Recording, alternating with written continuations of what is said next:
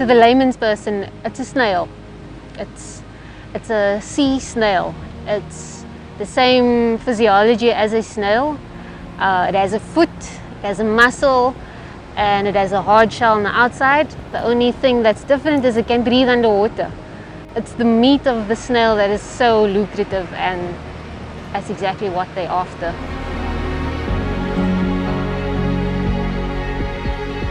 It's a status symbol. If you got abalone and you get a special guest over and you serve them abalone, then you are up there. Every year, when it gets poached every year, it's connected to drug running, guns, human trafficking. A lot of the gangs that are poaching the abalone will exchange it for those chemicals used to make all the drugs, because that's where their money comes in. And they exchange it for firearms and so on and so forth. Well, they are like our herbivores. They are our cows, if we could call it that. And they actually prevent kelp and algae from overspilling and becoming too much because they are our grazers. So they form a critical chain in the ecosystem.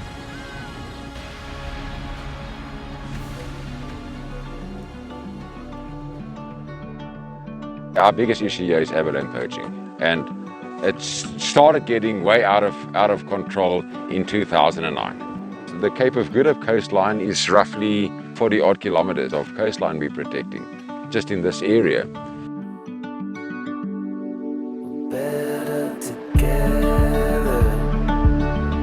Since 2017, we got the first dog over here for our unit. The second canine arrived last year in August.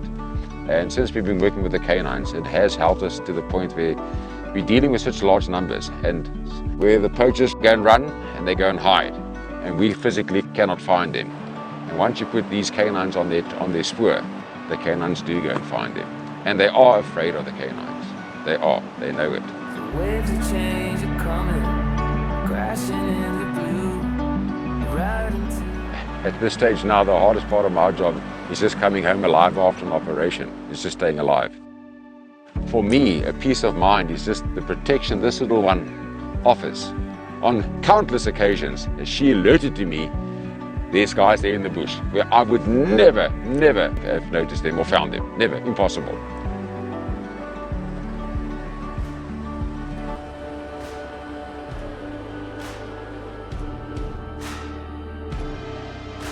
Recently we started a reaction unit and we started a operation center. This unit is special. We're calling it the SEAM Team unit.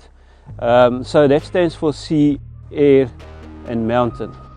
They are going to be the specialized unit, our task force if you want to call it that, and they are going to respond to anything and everything, and that's what makes them kind of special to us. Poachers are becoming aggressive and we need dogs to assist us with that. And soon it's coming to take everything you know.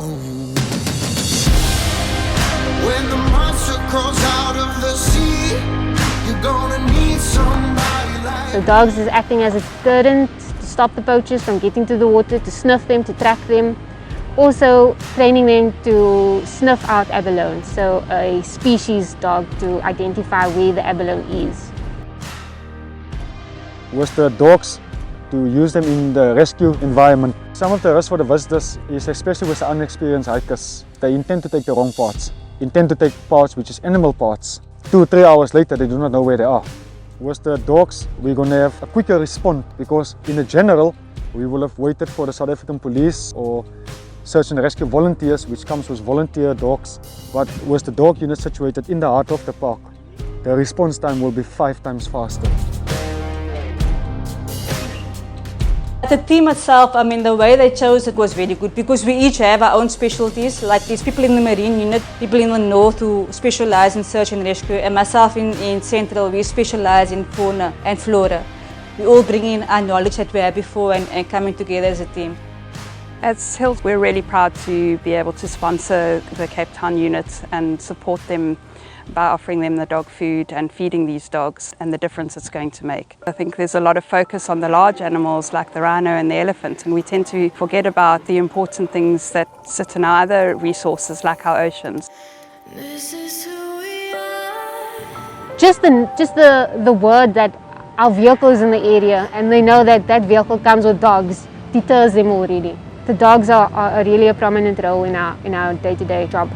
It's going to be a very, very powerful unit to deal with. I mean, bearing in mind if 2 dogs every year can make a difference, six new additions to the family. But if the new unit arrives and the canine handlers are properly trained and highly motivated, the dogs will just fall in and it's going to make a huge difference.